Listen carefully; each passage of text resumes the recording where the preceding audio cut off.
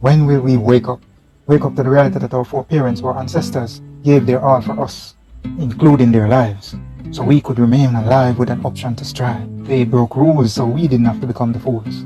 Broke their limbs so we could get a glimpse at life to be living without chains. They made the sacrifice for us to have the gains, but somewhere along we lost sight. So now we revel in the wrongs as if we're doing right. For we have forgotten the warrior spirit, the ancestral strength, so we no longer fight. Not recognizing ourselves because we have lost our identity. So now I react with violence as my brothers and sisters tries to relate to me. And it somehow feels like a waste that my ancestors fought for me to get a taste of victory. For here and now we should be focused as for what they did to give us this trust with all that was done for us. As they took a stand by sitting firmly in the back of the bus. When will we wake up? Or are we awake but just not getting up? For we are comfortable laying the foundation of material things and wealth, and that is the reward for us forgetting ourselves. Tachi was attaching us to the warrior spirit to carry on so we free ourselves more each generation born. Some sharp was sharply preparing us that death can be a binding force. Instead we are using it to separate ourselves on the course. Bogle was much more than a dance. He is a hero among all the others whose efforts we are now making it seems as if it means zero. Nanny, more than a warrior granny, never sojourned from the truth. Sojourner truth, Harriet Tubman could have freed more if they knew they were a slave from oppressors that thought slavery was cute. And Marcus marked us to be a Black Star Liner on the path to becoming a universal united Negro Improvement Movement Association across the world for future boys and girls. To become self-sufficient and self-reliant, but to that we have become defiant. So many other names throughout time I hope to call them all, but just a few for now.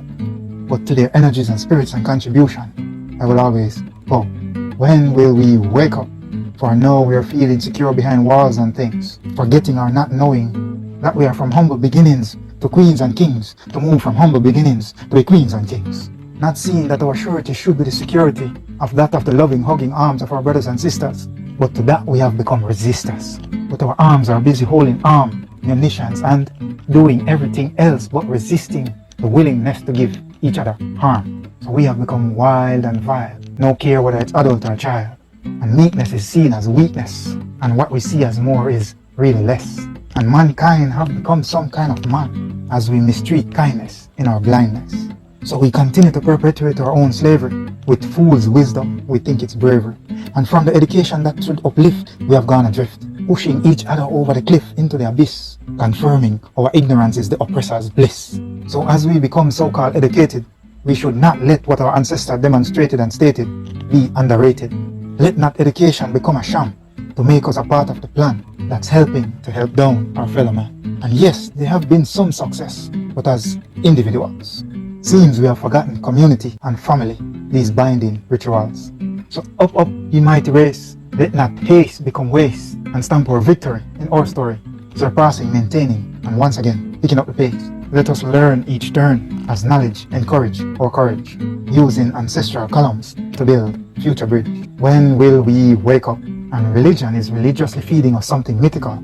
So with firm faith in the unseen, we have lost confidence and zeal in the real to create our faith with the spiritual. So now we look for holograms from the sky, so we no longer rely on ourselves. Looking for angels, creatures with wings. Looking for white lights, we have missed the right lights of the moon, stars and sun, things we are among as miraculous happenings. So based on what's placed in my head, thinking a man can come back from the dead, maybe that's why we act and react, thinking we can come back from these brutal attacks. Given a God to worship that looks like my enslaver. So every turn I make, breath I take, there's a conscious and a subconscious reminder. So just by image I should know who is superior and who is inferior. Set on a path of indoctrinated, brainwashing behavior. Thou shalt not kill, but I must be washed in the blood, so as to be cleansed of my sins, to become as white as snow. Lost in confusion, searching for sense, trying to understand how this should go. Got convinced to worship a God and Son that only seems to care about praises coming up, so they don't have to look down. Seems they have no concern being worshipped by those who profit from the sale of our people, that they treated like animals, drenched in their own bodily excretions. Beneath the floor they stood to give thanks. Where was divine intervention? And if it is true that Amazing Grace is the song of a slave trader ship captain, how is it now that this is the blanket of protection we find ourselves wrapped in? And it feels like prayers did more for those that kept us stocked, shackled and chained, for no answers came before we stood and fight to free our limbs like the thoughts of our brains. So before you shout, speak in tongues to cast me out as a blasphemous man, recognize you're rebuking me, burning me, just for asking questions, trying to understand. When will we wake up? And if we're awake, it's time to get